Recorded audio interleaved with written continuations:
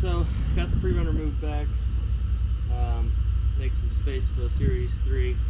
I'm gonna go ahead and break open the rear diff and see what exploded. See if it's gonna be about $200 worth of damage or about $1,000 worth of damage. So I guess let's see what happens. Oh boy. So on further inspection, I'm not sure y'all could see that hole very well last time, but if you can see the shininess in there, that's a pretty sizable hole. As is, and obviously it could be worse, but it's like something bumped out right here as well. This looks like it's welded on, so that's fantastic. Very quickly just became the $1,000 route, at least. So let me break this down, and I guess I'll open it up, see what falls out of the old drain down on the bottom here, and then let's come up with something to open that with. What the hell? Yeah. So yeah, that's a good view of that hole. So this is gonna be fun. Alright, well, I was able to get a clutch wrench, dirt bike clutch wrench, on this lower drain fitting. I just used one of them, and loosened right up. So that wasn't as big of a pain in the ass as I thought it was going to be, which is nice.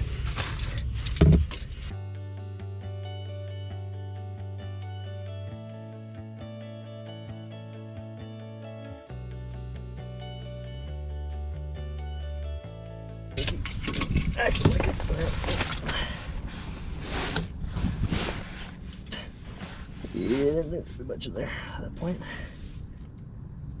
Really, you know, not as much metal as I was expecting. Oh boy. Well, it's eating up pretty good. Tons of metal, obviously.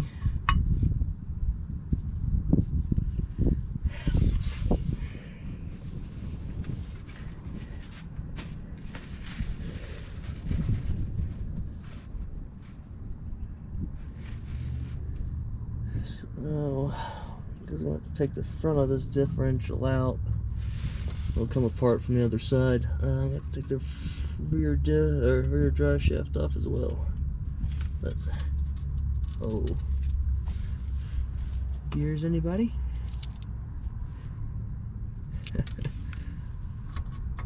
Oh, that's chunky. Oh, I think every gear went.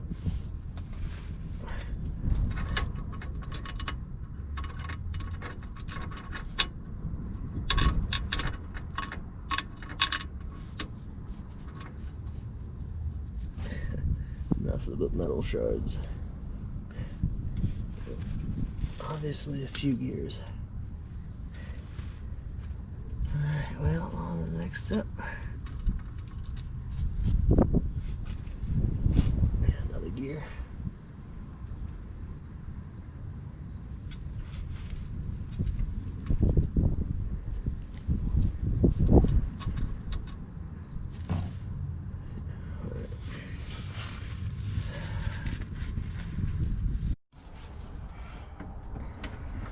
So far, this is the drain plug. This looks like it got hit pretty good on something at some point. Here's some of the gears. Now the oil must have been coming out way faster than I was thinking with that hole. I didn't see it that well that day, as well as I should have anyway. Very little oil was left, but this one good sign is all these still are pretty wet and oily, so maybe, you know, didn't run too dry for too long. I believe it probably dripped.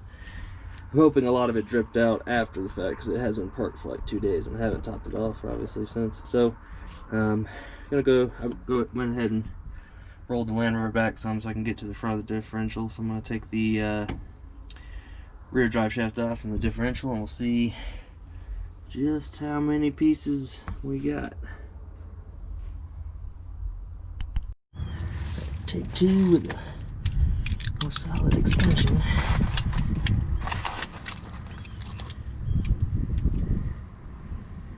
Let's see here.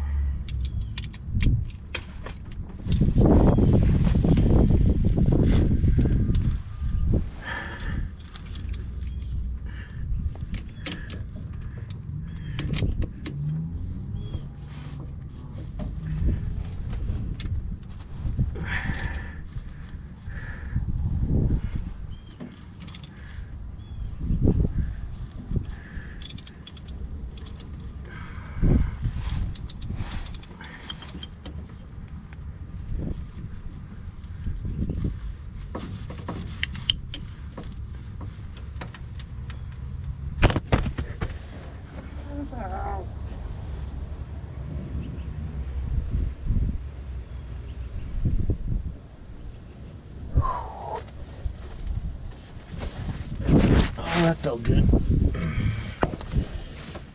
God. Alright, I got the impact out because my hands cannot handle that happening again. Oh man, pinky's hurting.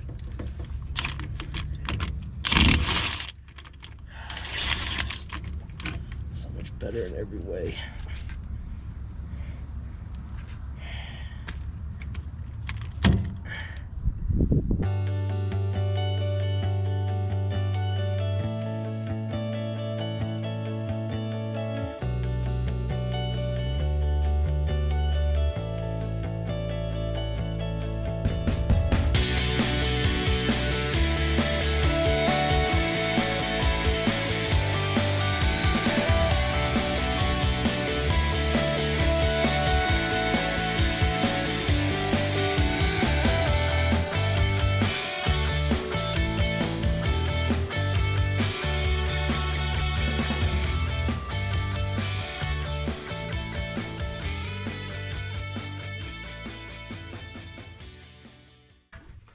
Alright, so the other day, when I took the rear drive shaft off and the front of the rear differential on the Series 3, smashed my hand up pretty good getting that first drive shaft bolt off, and kind of lost the desire to work on it. So back at it today, hand's feeling a little better. Don't think I'm going to lose the nail. Gotta go ahead and get the rear jacked up, put it up on jack stand, take the tires off, get the rear axles pulled out, or unbolt the hubs, pull the axles out, and then should be able to pull the front of the rear differential out as one whole piece. From there, we'll see what damage we got and see what we got to order to fix it.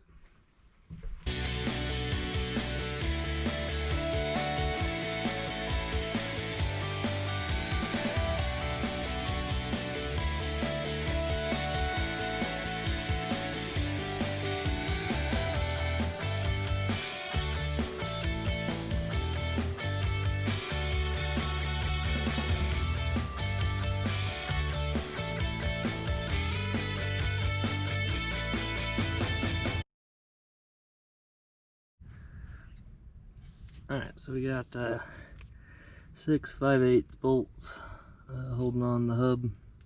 I'll take these off. Should be able to, after that, be able to pull the axles out some, and then pull the front of the rear diff off. That's one whole piece. So, see how well that works.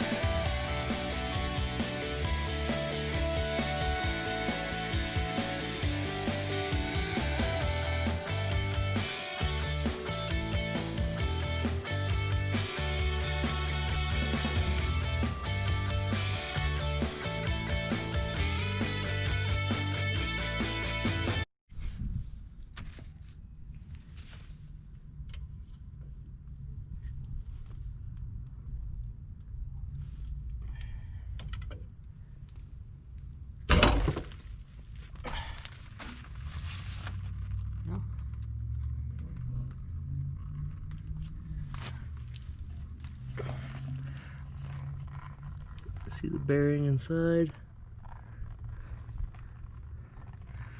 Looks pretty good. Just knocked a little bit of dirt down in here, unfortunately.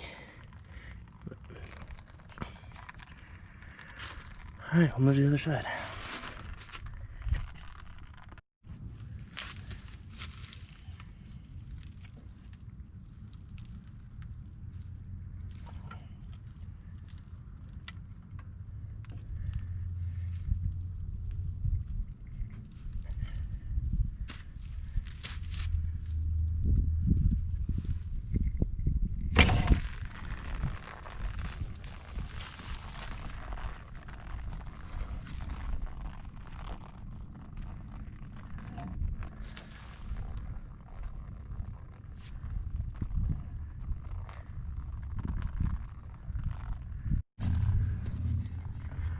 So I can see, I don't know if you can, this is picking it up very well or not, but there's some shininess to that oil coming out. This bearing looks fine. This looks like it's gotten tuned up, but it's probably from an installation attempt. But definitely has got some metallic look to that. I don't know if you can tell or not. But, yeah, there you go.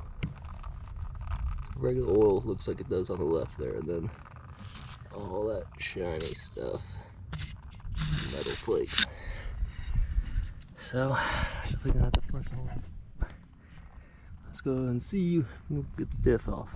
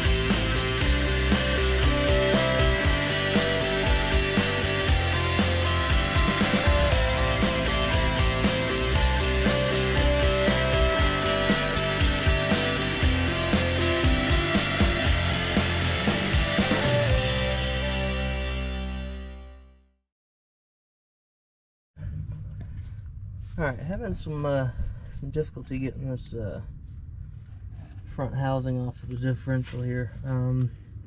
Tried jacking up on the front, like on the very front, to try to crack that seal, but whatever gasket maker the last person that did this was quite liberal with their quantity. Tried, you know, hammering in from the side with a screwdriver or chisel. That's working. So gonna go ahead and try a different technique of putting ratchet straps on here, hooking them somewhere to the frame, and seeing if I pull it off a little bit that way. At least enough to get underneath it to where I can try from there. Let's see how it goes. Alright, well, I didn't film it because battery's kind of running low. But basically, able to get it with a wood chisel over here, face down like this. Maybe you can see this. There you go. Yeah, face down like that, and that plus the pulling on it with ratchet straps, which I have pulling from the frame right here. Pull it off. So let's see what it looks like underneath.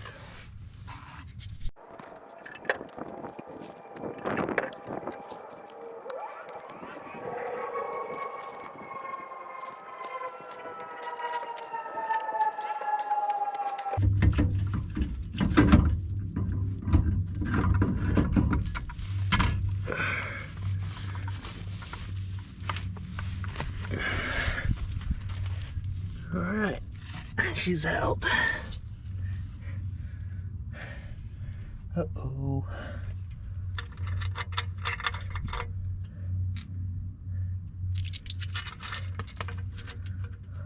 Oh. That's a good one. Alright, we'll get this cleaned up and I'll try to have it all displayed out for us. Alright, so with the differential out, I'll push the axles back in just so they're not too exposed.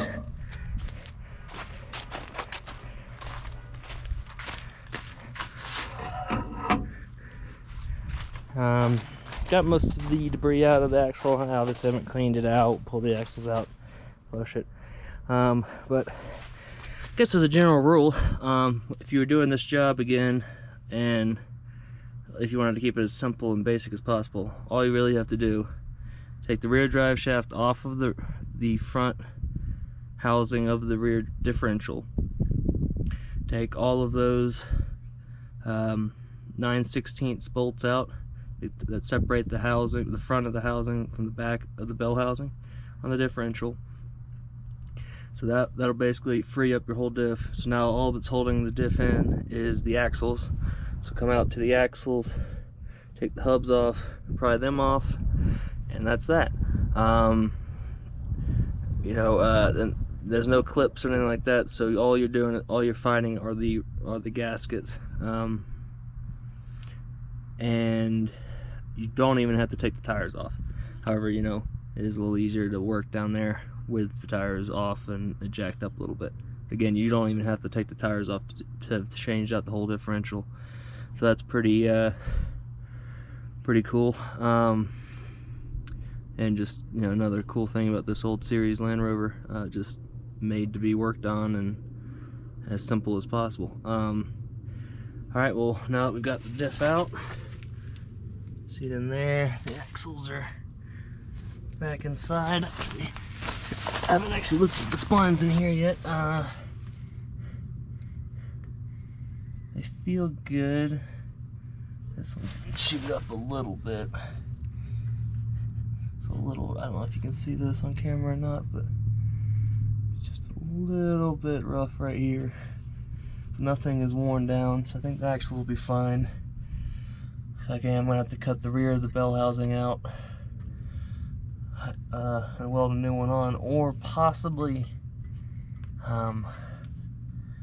just spot weld this, but if this is cast, that'll which it is, so I'm not sure the best way. Probably have to just replace the whole housing. Other than that, let's go look at the diff.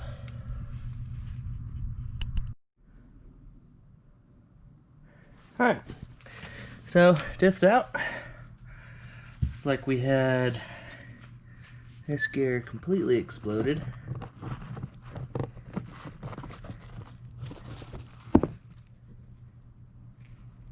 Let's get that to go back. Right? That just broke right in half. This one looks like it broke at least 3 pieces. Do those 3 pieces there. Shadow's not great.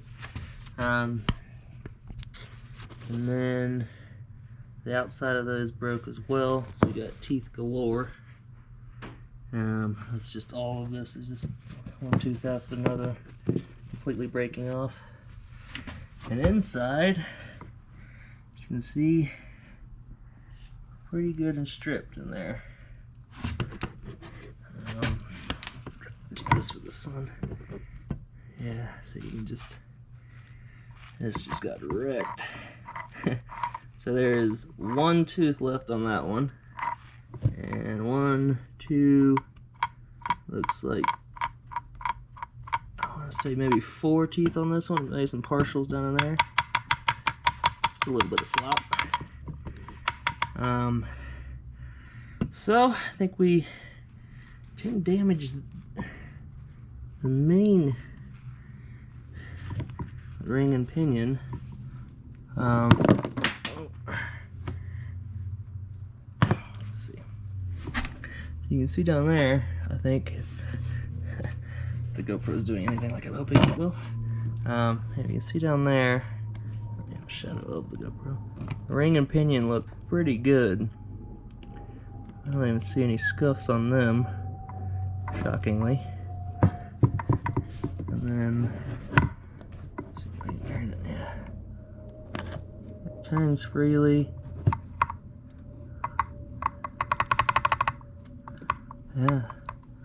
No damage to the ring and pinions, so we just need to deal with these two gears. I don't know the specific name of these gears. I kind of want to put a locker in this thing. But you know, this is maybe a better than stock one. Anyone got any ideas on what will fit in these diffs? That'd be good to know. So I've got a little bit of rust inside this, so you can tell where the pinion's hitting the ring gear. Now overall, I guess it could be worse.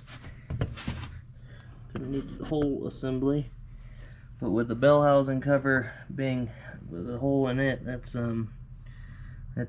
not expensive. It's just going to be a lot of work to get that off and either re-welded on or patched.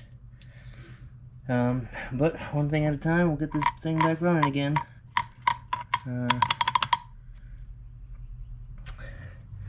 Other than that, that's about all I want to do on Series 3 for now. I'm going to have to order some parts. I've got to go to work in the next couple days, so I'll be gone for a few weeks. I'd like to say I could get to the rebuilding of the 450. I know there's a lot of videos out there, but I was going to do a little bit of engine porting. Just a little tinkering, put my own little twist on the rebuild. Not really anything crazy, but the way I've got it set up, I think it'd be a fun video and a good video to show everybody from the broken down standpoint, putting it back together with this Wrench Rabbit rebuild kit, which seems basically be the only one out there, so it's basically the only thing that anyone would do. Again, there's some videos out there, so maybe I won't do it. Let me know if you guys want to see that, and I will. I've got everything broken down, so I could really do a pretty good step-by-step tutorial. Anyway, well, we're gonna go ahead and leave this out, leave that up on the jack stands, and wait for parts.